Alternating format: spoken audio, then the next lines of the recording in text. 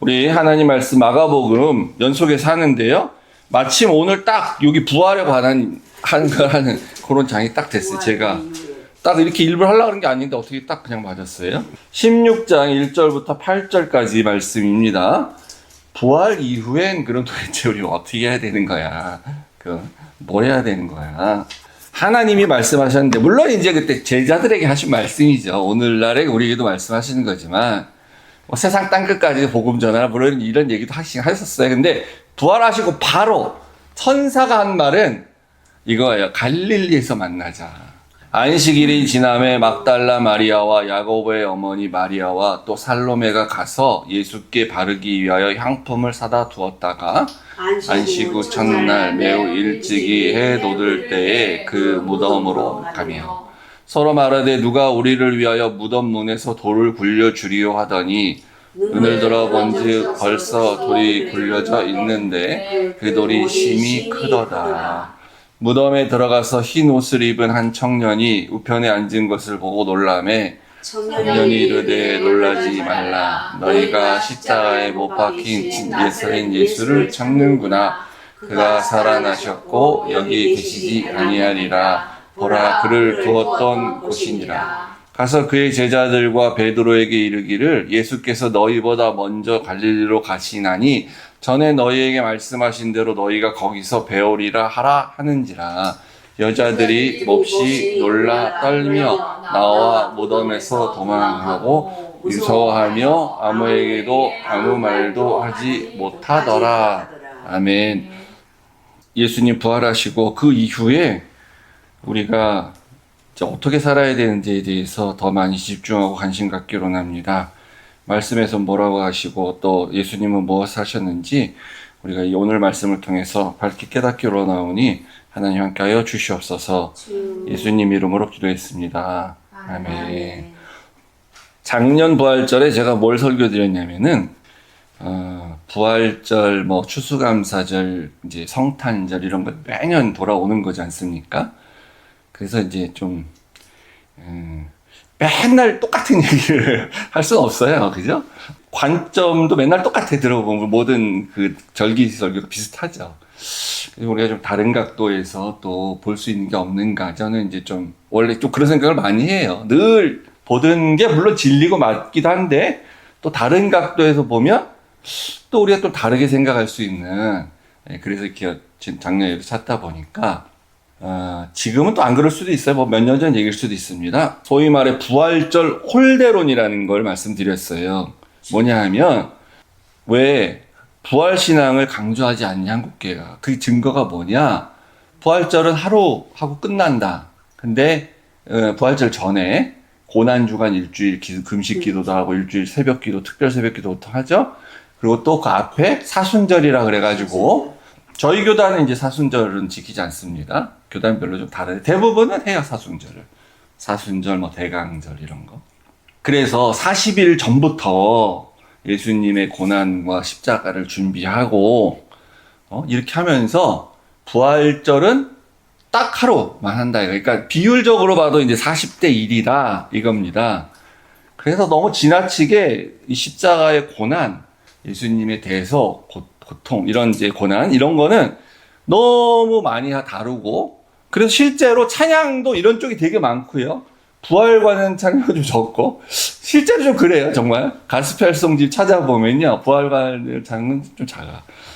설교도 그래서 더 그렇게 많이 하게 되고, 부활절은 부활절 나라로 하고, 그 다음에 이제 서신서에서 이제 부활에 대한 얘기를 하거나, 복음서에서 부활에 대한 얘기하면, 그때 또 조금 잠깐 하고, 또 이렇게 부활의 행사나 기쁨은 달랑 하루인데 애들 같으면 달걀 찾으러 다니고 나눠준다거나 이런 걸로 끝나는 거예요. 그래서 부활절은 너무 홀대받고 있다 이런 얘기인데, 근데 이제 제가 작년에도 말씀드렸지만 그건 좀 잘못 생각하는 거예요. 사순절과 고난주간이 부활절을 준비하는 거예요, 사실은. 그러니까 말을 안 해서 그런 거지. 물론 이제 그 전에 십자가의 죽으심이 있다 보니까 그렇게 되는데, 그게 다 관련이 있고 준비하는 거죠. 왜 그거 별개가 아닌 거예요? 근데 이제 고난을 강조를 너무 많이 하고 그렇게 생각할 수 있어요? 그렇다고 쳐. 그래서 그러면 부활절 이후에는 그럼 뭘 해야 되냐, 우리가? 부활신앙으로 산다는 게 도대체 뭐야? 뭘 해야 되지? 생각해 보셨어요? 저도 생각 안 나요. 그러면 이 사순절 이런 것과 비교해서 40대 1이면 부활절 끝나고 내일부터 뭘 해야 되나? 실제 제가 교회를 뭐 이제 50년 넘게 다녔어도 그 이후에 뭐 한 게 없어, 하는 게. 뭘 만들어내면 할 수 있겠죠. 그죠? 그래서 만약에 그 사순절과 고난주간과 그렇게 비교했다면 그러면 아, 이제 내일부터는 부활절 기념 특별 새벽기도 일주일도 하고 또 그 뒤로는 이제 한 3, 4일 뒤에 40일 채우게 내일부터 시작해서 그러면 또 특별한 뭔가 이름을 붙여서 부활과 관련된 거 뭐 계속 하여튼 뭐 주제 다루고 새벽기도도 좀 40일 특별히 하고 그렇게 하면은 그럼 이게 균형이 맞는 거고 우리가 강조하는 건가? 뭐 그걸 할 수도 없잖아요. 하려면 하겠지만 그게 필요한 건가요, 사실은? 그러니까 이제 부활신앙으로 살자 한다는 지적이 뭐 여러 가지 이렇게 할 수 있는데 그 중에 하나 목사님들이 많이 하는 게 그런 거예요. 뭐가 증거냐? 부활을 목격했고 네가 부활을 믿으면 부활을 전해야지, 사람들한테. 다른 말로 하면 전도해야지. 전도하는 삶을 막 살아야지. 부활하셨습니다. 예수님 부활하셨습니다. 예수 믿으세요. 이렇게 전도하는 삶 살아야지. 복음서에서도 마리아 바그 막 부활의 그런 거 전하잖아. 그러니까 전도 안 하니까 당신은 부활 신앙을 제대로 살고 있는 사람이 아니야. 이렇게 이제 말을 합니다. 그래서 이런 얘기를 너무 많이 듣다 보면 우리가 뭐 특별한 게 없는데 뭐 전도 안 하니까 부활 신앙이 아니라고 말하면은 나는 정말 부활 신앙을 잘못 살고 있는 게 아닌가. 나는 부활 신앙을 제대로 살고 있는 그런 사람이 아닌가? 이런 생각을 오히려 하게 돼요. 그래서 그럼 나는 부활 신앙을 안 믿는 게 아닌가? 부활 신앙을 삶을 못 사니까. 그럼 나는 부활 신앙을 안 믿는 거면 난 믿는다고 생각했는데 그러면 난 부활 못 하는 건가? 이렇게 생각을 하게 된다는 거예요, 잘못하면. 근데 부활 신앙이라고 사는 삶이란 건 따로 없어요. 제가 말씀드렸지만 그런 삶은 없습니다. 그냥 배워서 아는 대로 그리스도인답게 사는 삶이 그냥 부활 신앙이에요. 그렇게 잘 살면 돼. 그리스도인답게. 그럼 부활 신앙이란 건 특별히 뭘 말하는 거냐? 그거는 우리가 믿는 신앙을 부활이라는 관점에서 다시 한번 다른 관점에서 해석해 주는 거예요. 그러니까 종말론적 신앙이란 건 뭐냐? 종말론적 신앙이라고 사는 삶이 뭐 다른 게 있습니까? 그럼 무슨 날짜 정해놓고 고날 종말이 있을 거니 재림하시니까 그걸 위해서 막 뭐 특별한 뭐 행사라고 막 해야 사는 게 아니잖아요. 그 종말론적인 관점에서 믿음이란 게 뭐냐? 신앙이란 건 뭐냐? 이렇게 해석을 하고 그래서 우리가 특별히 뭐 조금 평소와 다르게 가져야 될 생각이나 생활 습관이나 믿음의 습관이나 교회 생활이나 이런 게 있을 수 있는 거죠. 그런 걸 하면 되는 거예요. 다 하나님 나라의 신앙이다, 십자가의 신앙이다, 부활 신앙이다 등등 이런 것들이 다 사실 다 같은 건데 다른 관점에서 그 믿음을 여러 형태로 이렇게 설명을 하는 겁니다. 그래서 하루만 뭐 이렇게 한다 그래서 부활 신앙이 없는 게 아니다. 내일부터 금식기도 일주일 하고 또 특별 새벽기도에 또 플러스 해갖고 40일 채우고 이렇게 하지 않아도 되고요. 하나님 원하시는 것도 아닙니다. 제가 볼 땐 그래요. 그래서 그런 관점에서 오늘 이제 마가는 그러면은 예수님의 부활을 어떻게 기록했는가 이제 마가의 관점을 보는데 먼저 이제 이렇게 오늘 읽은 본문을 전체적으로 또 뭐 중요한 걸 좀 자세히 설명을 드리겠습니다.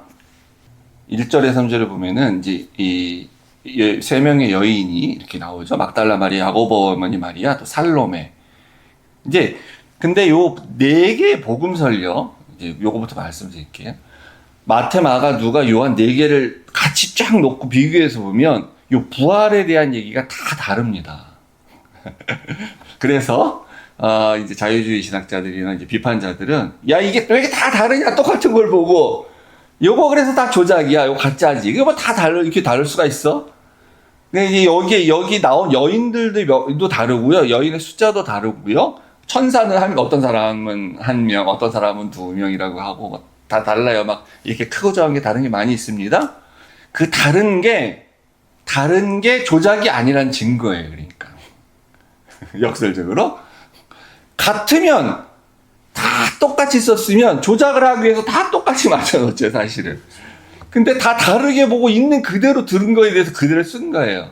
자기 단지 이제 저자가 마태나 마가나 특별히 자기의 관점에서 마태는 유대인들을 위한 복음서를 쓰니까 유대인들의 관점에서 마가는 이방인, 특별히 로마인들을 위해 쓰니까 누가도 이방인을 쓰고요. 그러면 이방인들은 괜히 헷갈리게 할 만한 거는 빼는 거예요. 천사가 뭐 2명이 나타나면 이런 건 중요하지 않아. 그런 것들은. 그렇게 해서 자기 관점에서 쓰게 되고, 요한 같은 경우에는 특별히 신학적 의미를 둬가지고 또 쓰게 되고 그렇게 돼요. 그래서 이게 다른 거고, 그 다음에 그러면 여기를 가서 목격하고 온 사람들, 그 이후에 또 이렇게 예수님을 목격한 사람들이 이 말 자체가 왜 다르냐? 그거는 그럴 수밖에 없어요. 이게 왜냐면 우리가 똑같이 다 영화를 봐도요, 보고 와서 하는 말이 다 다르죠? 어떻게 보면 자기 어떤 데 집중해서 보냐에 다르고, 그 다음에 그런 영화가 아니고 현장에서 일어난 일인데, 그러면 다 같이 봐도 어디에 서 있냐에 따라서 어떤 사람이 더 잘 볼 수 있고 어떤 사람은 안 보일 수가, 이렇게 가려져서 안 보이기도 하고요. 어떤 말이 더 정확하게 들릴 수도 있고, 또 자기의 관점에서 자기의 머릿속에 더 기억이 각인돼서 남는 게 있고, 다 다른 거예요. 그거에 대해서 얘기를 하는 거지. 그리고 또 한 가지는 이게 그냥 천천히, 아, 요거 왜 이렇게 된 거지? 아, 요런 일이 있었구나. 그러고 관찰하면서 다 같이 이렇게 학습하듯이 볼 수 있는 상황이 아니고, 우리가 이것을 알지만, 쇼킹한 사건이에요. 어마어마하게 놀랄 일입니다. 쇼킹한 사건. 굉장히 충격을 받은 상태에서 이거를 본 그런 상황인 거예요, 모두가. 그러니까 충격을 받고 봐서 쇼크를 받았기 때문에 다 본 게 다른 거예요. 그래서 그걸 있는 그대로 얘기하고 이제 저자들 이렇게 쓴 겁니다. 그래서 이렇게 다 다른 거다. 전혀 문제될 게 없다는 거죠. 자, 그래서 안식일 첫날 2절에 보면, 그러니까 이제 안식일이 금요일 저녁에 시작해 토요일 저녁에 끝나고 다음 첫날이니까 요 날이 주일 아침이 되는 겁니다. 그래서 우리는 주일을 우리가 안식일로 지키는 거예요. 주일이라고 해가지고. 일요일 아침이 되는 겁니다. 그럼 이 사람들이 이제 여기 나온 것처럼 왜 무덤으로 갔을까? 이제 그 십자가에 달리고 나서 십자가에서 이제 시신을 내려서 아리마다 요셉이 이제 자기 무덤에 이렇게 넣고 할 때 여인들이 따라가서 멀리서 보고 어디가 정확히 무덤인지를 봤다 그랬죠. 위치를.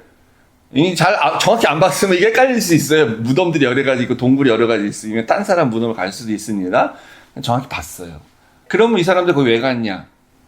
아, 예수님이 3일 뒤에 부활한다고 옛날에 언젠가 말씀하신 적이 있었지. 나사로도 살리셨지. 그래서 우리가 그 부활의 현장을 목격하러, 이거 놓칠 수 없잖아. 우리 이거 가서 봐야지. 예수님 부활하시는 모습, 무덤을 깨고 나오시는 모습을 보러 가야지.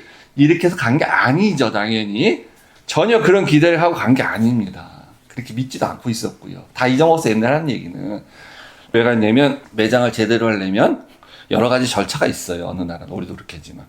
그러니까 그때 향품을 제대로 다 몸에 바르고, 그리고 이제 세마포를 싸고 이렇게 했어야 되는데, 시간이 워낙 없기 때문에 하지를 못했어요.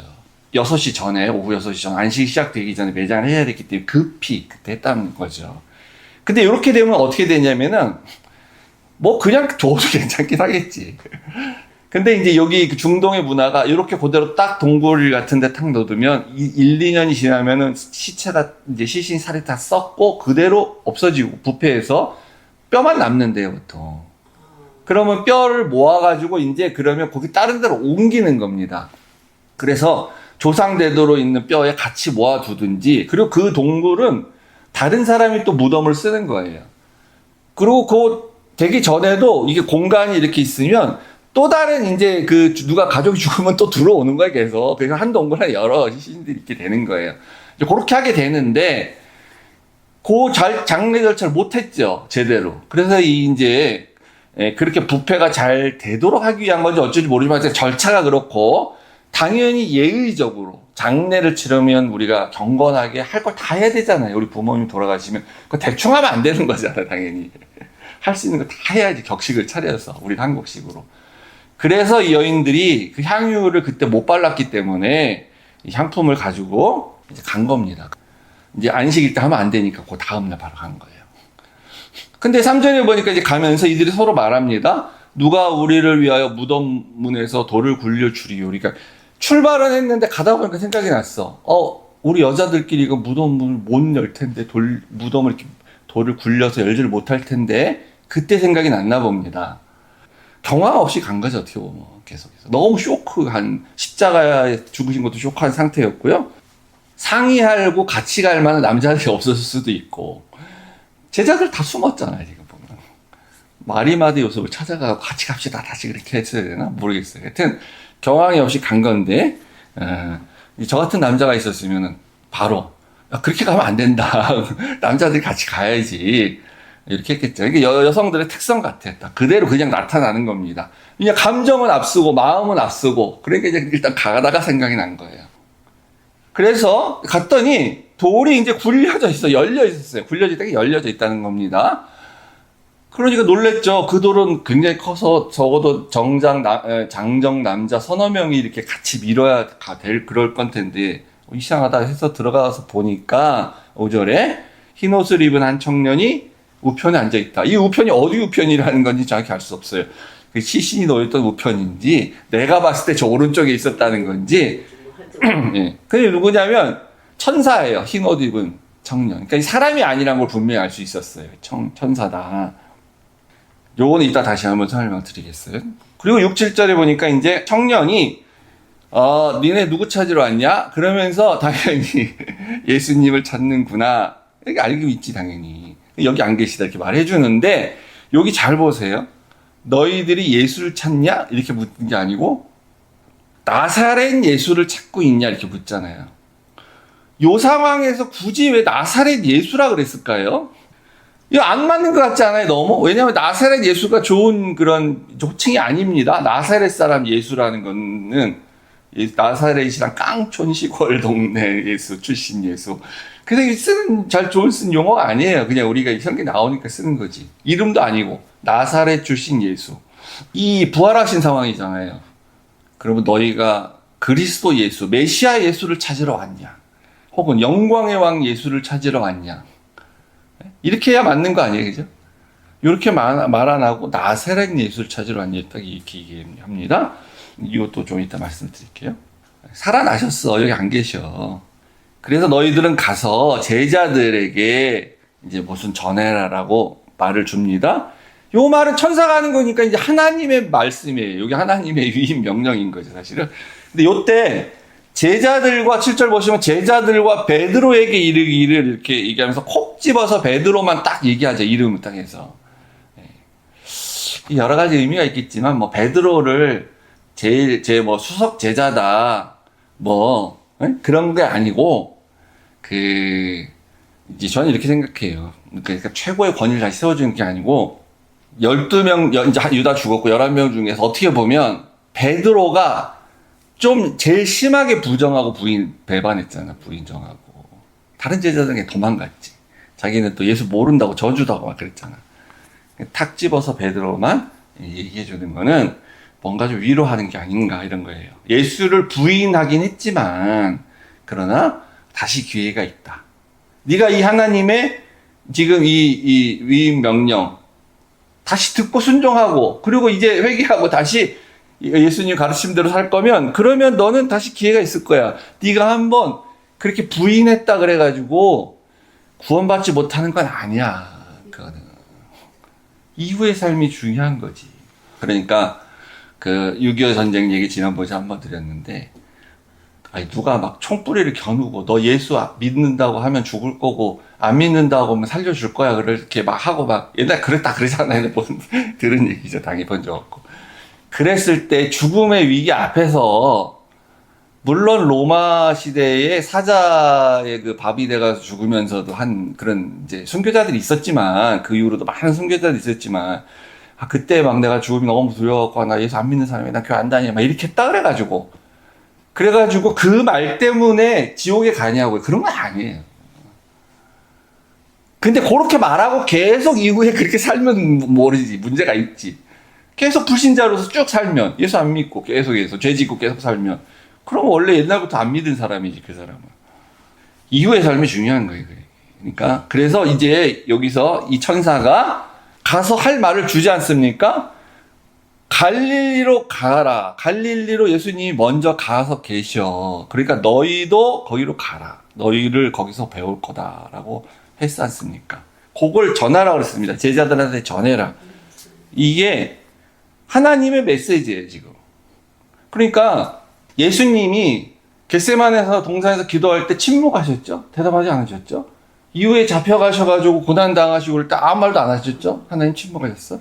십자가상에서 예수님이 엘리 라마 사막다니 하면서 하나님 어찌하여 나를 버리십니까? 라고 할 때도 아무 얘기도 안 하시고 침묵하셨어요. 그죠? 계속 아무 말도 안 하시다가 이제 부활하신 이후에 처음 딱 한 말이 갈릴리로 가라. 라는 거예요. 갈릴리에서 만나자. 예수님을 니들이 다시 만나야 된다. 이게 첫 번째 명령이에요. 제자들에게 한 위임 명령. 이따 다시 보도록 하겠습니다. 근데 사실은 우리가 이제 알지만 갈릴리 가기 전에 이 지금 예루살렘에서 제자들이 예수님 만납니다. 그날 저녁에 한번 만나고요. 그날 도마가 없어가지고 그 일주일 뒤에 다시 주일 저녁에 도마 있을 때 또 나타나셔서 또 만나잖아요. 그러니까 이건 뭘 의미하는 거냐 상징적으로 우리 보도록 하겠습니다. 그래서 이제 여자들이 봐요. 옆 8절에 보면 몹시 놀라 떨며 이거 진짜 놀라 자빠질 일이죠. 네. 그러니까 기억이 막 혼란스럽고 차차 시간이 좀 지나서 그때 이랬었지. 그리고 자기가 본 것들을 이렇게 하게 되는 거예요. 처음엔 말문이 막히죠, 막. 예. 그리고 무슨 말인지 알아들을지 못할 막 하고 제자들한테 그랬겠죠. 예. 이것이 지어낸 말이 아니라는 그 반증입니다, 오히려. 그래서 5절을 이제 우리가 아까 다시 한번 보면요. 무덤에 들어가서 보니까 흰옷 입은 한 청년이 우편에 앉은 것을 봤다라고 합니다. 그러니까 이렇게 그 그림, 액자에 걸리는 그림, 소위 성화, 거룩한 그림이라고 하는 그런 그림이나 영화 본 거 이런 거 생각하시면 안 돼요. 그건 막 넓은 방같이 넓은 동굴에 저기 이렇게 평평한 테이블 같은 예수님 시신을 올려놓기 좋게 돼 있는 테이블 딱 있고 그 예수님 다 계시고 동굴문이 딱 열리게 딱 들어가니까 햇빛이 쫙 비치면서 동굴이 이게 방같이 이렇게 환해지면서 싹 보이고 그런 동굴이 아니야. 그럴 수가 없는 거예요. 예, 사람 1명, 2명이나 좀 3명이 들어가면 꽉 차거나 길이 꼬불꼬불하게 이렇게 되어져 있는 자연 동굴이니까 그럴 수 있고 그 평평한 돌 이런 게 없이 약간 이렇게 있는 거기다 놓거나 바닥에다 놨을 수도 있고요. 그런 상태예요. 그러니까 제대로 볼 수 있는 게 아니에요. 그 안에서 일어나는 상황 자체를. 또 어떤 여인은 밖에, 동굴 밖에, 그러니까. 이렇게 고개만 집어넣고 벗을 수도 있고, 일부는 들어가서 봤을 수 있고, 다 이랬죠. 근데 이제 딱 봤더니 하여튼, 한 청년이 딱 우편 앉아 있어요. 천사였어요. 근데 요거를 이제 요한복음은 신학적 관점에서 이렇게 다시 똑같이 썼다 그랬죠. 다르게. 요한복음을 보시면은, 요한복음은 이렇게 되어 있습니다. 20장 12절에 한번 읽어볼까요? 시작. 흰옷 입은 두 천사가 예수의 시체에 누웠던 곳에 하나는 머리편에 하나는 발편에 앉았더라. 보고 온 여인 중에 이렇게 정확하게 얘기하는 사람도 아마 있었던 것 같아요. 요한은 요거를 딱 신학적으로 캐치를 한 거죠. 왜냐하면 요 모습이 요걸 이제 그 화가가 그린 그림이 있어요. 이렇게 됩니다. 상상해서 보시도 알겠지만. 요렇게 그릴 수 있어요, 이렇게. 자, 저 밑에 예수님이 이렇게 누워 계세요, 시신이. 하나 우편에 하나 하나는 이제 우편 좌편인데, 머리 쪽에, 발 쪽에 있었다 그랬죠, 천사가 둘이. 그러면 이제 저런 식으로 있는 거죠. 천사니까 날개 있죠, 천사. 천사는 희한하게, 이제 그 사람들이 다 그린 건데, 남자로 보이는데 남자인데 여자같이 생긴 남자도 아니고 여자 같아요. 이게 중성으로 그리는 거예요. 그래서 천사의 성은 알 수가 없어, 우리가. 사람이 그린 거니까. 근데 요 모습을 딱 보면 요게, 우리가 구약에 생각나는 게 있죠. 요걸 딱 나와야 됩니다. 하나님의 법궤 뚜껑 위에 천사가 둘이 이렇게 마주보고 있었죠. 요거. 그러니까 요것도 다 상상이에요, 상상. 정확히 어떻게 되는지 아무것도 몰라요. 근데 이렇게 왜 다양한 그림으로 막 많은 게 이렇게 다양한 모형으로 이렇게 생긴 것도 있고 이렇게 생긴 것도 있고 나오냐? 그거는 똑같이 그리면 안 되잖아. 그러니까 만드는 사람이 표절하면 안 되니까. 다 다양한 형태로 막 자기들이 마음대로 그냥 그리는 거예요. 정확한 거는 천사 둘이, 날개가 있는 천사 둘이 양쪽에 이렇게 이런 형태로 있었어요. 저 모습하고 똑같아, 예수님의 그 시신의 모습. 그러니까 원래 요 법궤가 여기 하나님의 보좌예요. 그래서 요거를 속죄소 혹은 시은소라고 부르는 겁니다. 요 뚜껑에 여기 왕의 보좌처럼 앉아서 하나님이 세상을 다스리는, 백성을 다스리는 건데, 이제 은혜를 베푸는 거죠. 다스린다는 게. 그래서 하나님이 임재하셔서 거기 앉아서 이렇게 말씀을 주신다, 은혜를 베푼다, 이런 거죠. 그래서 요한복음의 20장 12절을 보고 어떤 신학자는 요거는 요한의 동굴지성소다, 이렇게 얘기를 하는 겁니다. 여기 하나님이 임재하셨다. 그래서 여기서 속죄가 되고 하나님의 은혜가 베풀어졌다라고 하는 거죠. 이렇게 관련이 딱 다 돼 있는 거다, 이렇게 하면은 얼마나 놀랍습니까? 네, 이게 얼마나 놀랍기도 하고, 은혜도 되고, 이게 다 무슨 뭐 이렇게 뭐 만들어낸 얘기가 아니니까 이렇게 다 맞을 수가 있는 거죠. 어떻게 이게, 저 한 2000여 년 전에 만들어진 법궤랑 이렇게 같이 이렇게 똑같이 될 수가 있겠어요. 그리고 아까 이제 우리가 6절에서 봤는데요. 나사렛 예수를 너희가 찾느냐? 예, 왜 굳이 지금 그냥 예수도 아니고, 예, 예수, 나사렛 예수, 저기 보험세 나오지 않습니까? 나사렛이라는 동네가 다 있어? 이렇게 할 정도로 막 이름도 없는 정말 시골 중에 시골이에요. 그러니까 나사렛 예수라고 붙이면 별로 좋은 호칭이 아니거든요. 지금 부활하셨는데 천사가 야 메시아 예수를 찾고 있냐? 영광의 왕 예수를 너희가 찾고 있니? 이렇게 하나님의 아들 예수를 찾고 있냐? 이렇게 딱 말해야 좀 어울리지 않습니까? 근데 이렇게 안 해하고 이렇게 했다는 거, 실제로 이렇게 불렀다는 거는 우리에게 의미를 주죠. 그러니까 부활하시기 전에 예수와 부활하신 예수가 있는데 모습은 많이 달라지셨어요, 그죠? 뭐 우리가 뭐 공간을 이렇게 통과했다는 그런 뭐 이렇게 갑자기 나타나시기도 하시고요.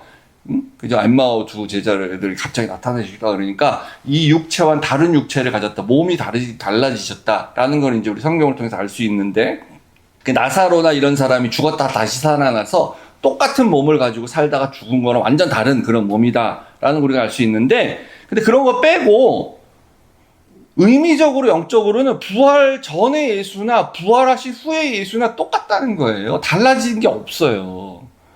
그러니까 다른 말로 하면 어떤 예수님의 가르침, 하나님 나라에 대한 어떤 거, 죄에 대한 어떤 문제, 뭐 이렇게 예수님 말씀하신 심판, 구원 이렇게 등등 이런 것들, 그리고 우리에게 위임한 어떤 말씀들, 이런 거는 예수님 부활하셨다 그래가지고 그 위에 달라지지 않는다는 거예요, 전혀. 똑같아. 나사렛 예수의 시절에 말했던 거랑 똑같은 겁니다. 그러니까 우리가 믿는 믿음도 부활하시기 전에 예수님으로부터 시작해서 그대로 동일하게 부활하신 후에 예수님까지 동일하게 그냥 믿는 거예요, 똑같이. 더 우리의 믿음이 특별해지는 게 아닙니다. 예수님이 부활하시고 그분이 영광을 받으셨다고 하고 하나님의 보좌 우편에 앉으셨다, 뭐 하나님이 그 하늘로 올리셨다, 이분의 신분이 바뀌셨다, 그렇게 해갖고 이분이, 예수님이 부활하시고 나서 나를 이렇게 고난 주고 나를 매질하고 때리고 십자가에 못 박은 이 로마인들, 유대인 대제사장들 다 심판하시고 다 일로 나와, 다 벌 주시고 다 죽이시고 불을 내리시고 이렇게 하지 않는다는 거예요. 그리고 뭐 영광 받았다 그래가지고 뭐 세상에서 막 높은 위치에 뭐 이렇게 해서 이렇게 사람들이 막 영광과 찬송을 올리는 그런 거 하시다 하늘나라 가시지도 않았고 그렇게 하지 않으셨어요. 근데 우리는 머릿속에 부활하신 영광의 주님이 마치 그런 특별한 이후에 달라진 그런 걸로 생각을 하고, 그리고 부활하신 예수님을 믿는 나의 부활신앙은 예수님도 영광 받으시고 특별했으니까 그러면 나도 그것을 믿는 나도 특별해지겠지. 나도 영광을 받아야지. 나도 축복을 받지. 나를 대적하는 원수들이 있으면 내가 저주하고 그럼 하나님이 심판을 하시겠지. 이런 생각을 가지고 만약에 있다면 우리 부끄러워해야 되는 거예요. 전혀 아니에요. 나사렛 예수를 찾고 있냐? 라고 부르는 이 호칭은 그게 아니다. 너희들 그런 생각 좀 제발 버려라. 이방 땅으로 취급받던 그 갈릴리의 변방, 거기. 그거에 변화 없다, 전혀. 그래서 원래 하던 일을 그냥 계속하면 되는 거예요. 부활신앙이라는 거. 원래 믿었던 걸 계속 믿으면 되는 겁니다. 위임받았던 명령을 그대로 하면 되는 겁니다.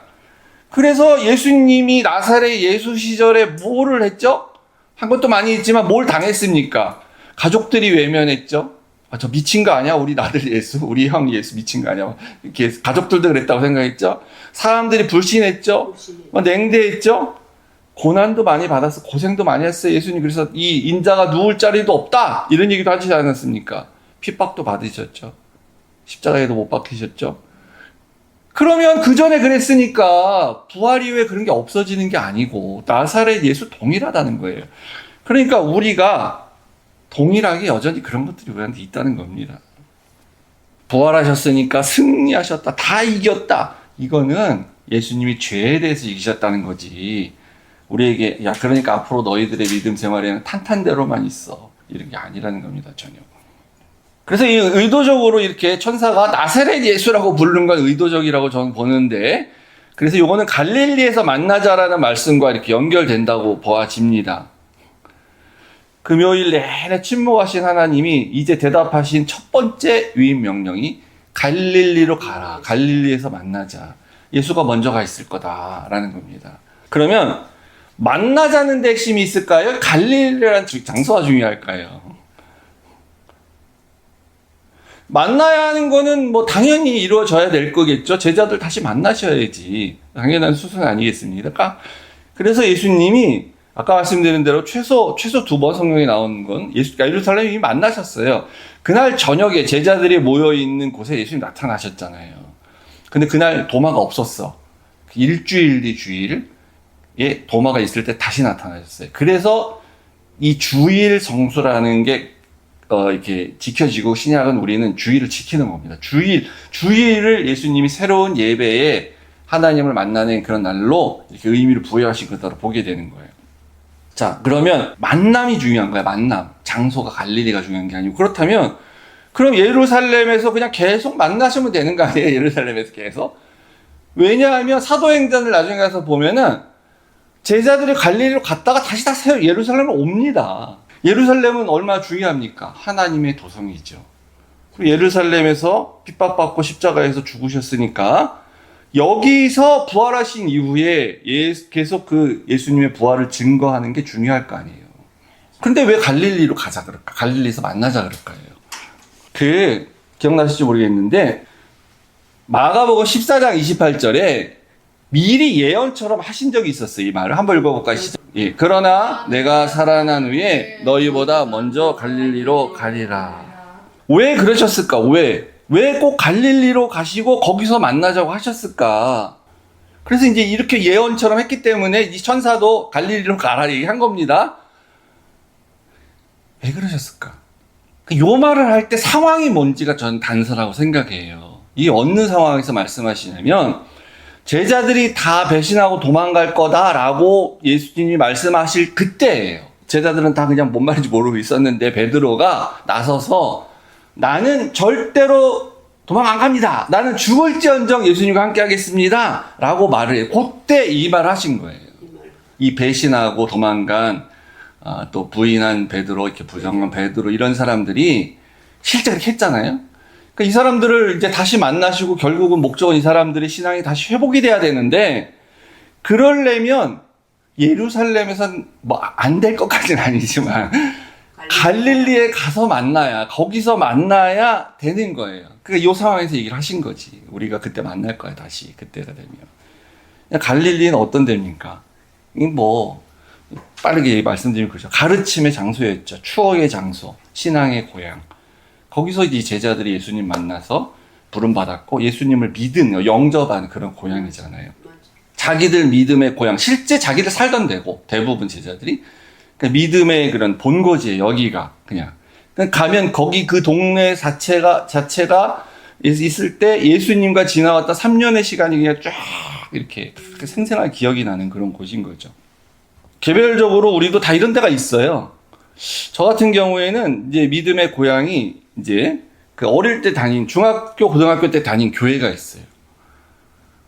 그 전에도 있었지만 그때가 제일 기억이 나요. 그때 이제 제가 이렇게 막 믿음에 대해서 진지하게 고민하고 이렇게 예수님도 뭐 믿는다고 하고 그랬던 데기 때문에.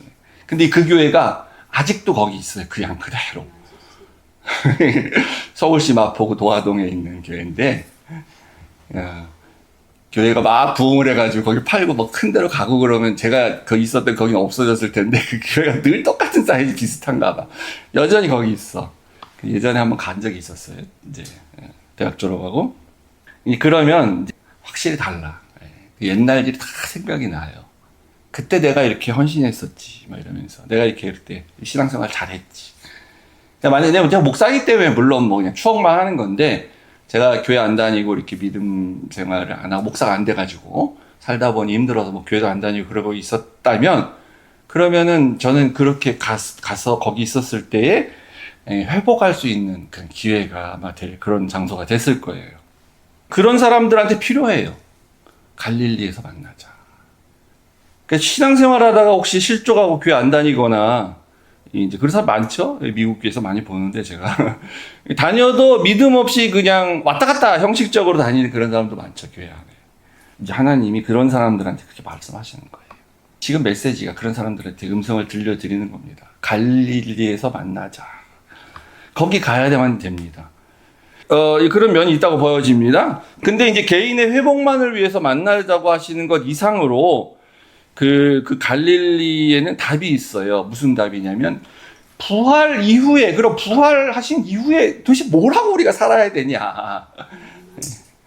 그 새로운 삶은 어떤 삶이냐라는 건데, 그게 답이 갈릴리에 있는데, 그럼 이제 자세하게 계속 부연할 수는 없고, 마가복음 설교 강의 2번을 유튜브에서 다시 들으시기 바랍니다.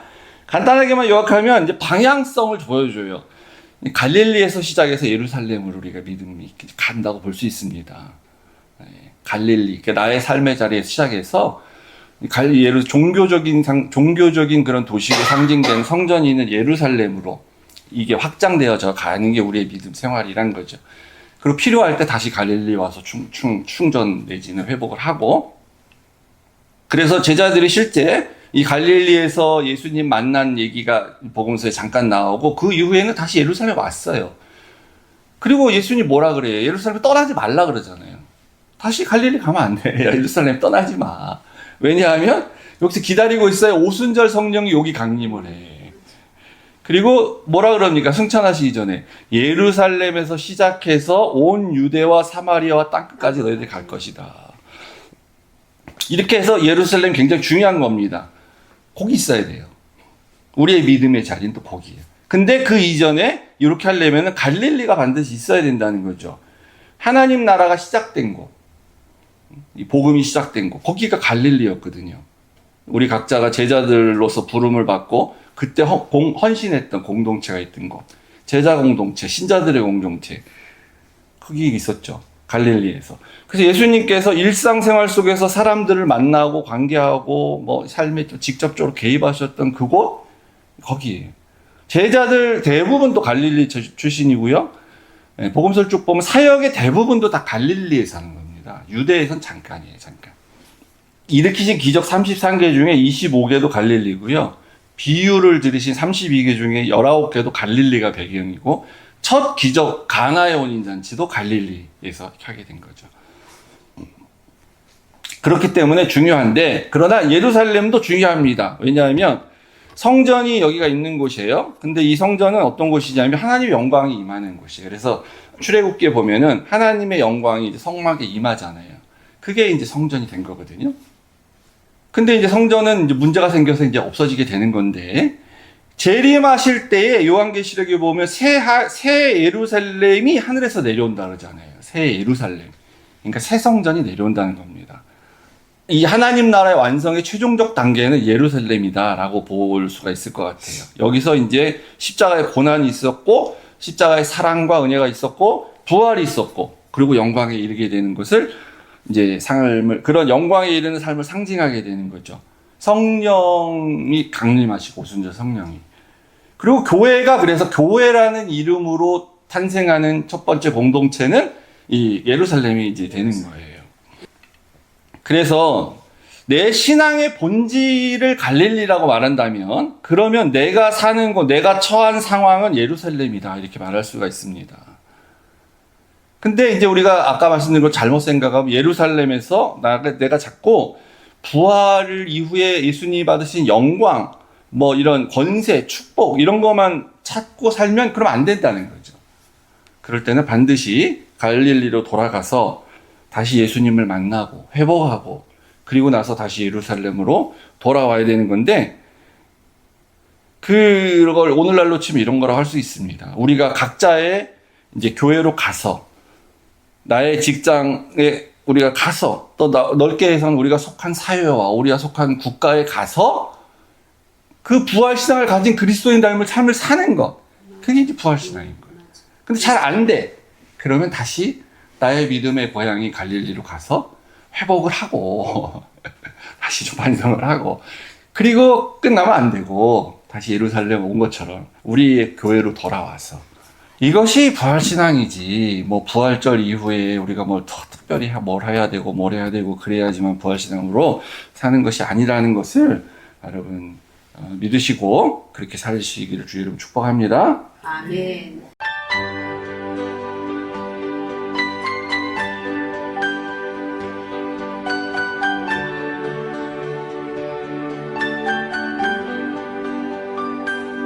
영광의 길로 걷기 전에 갈보리 길로 걸으라. 내 모든 것 주께 맡긴 후 하늘 문을 바라보라. 하늘 가는 다른 길 없네. 오직 예수 오직 한 길 갈보리 길 걸어가신 주 그 길 따라 너 걸으라. 방황하는 영혼을 위해 십자가에 길이 있네. 죄에 빠진 영혼을 위해 주님께서 피 흘렸네. 못 박힌 두 손 날개 펼치사 나로 그 그늘에 쉬게 하며 부드러운 사랑의 음성 날로라 부르시네.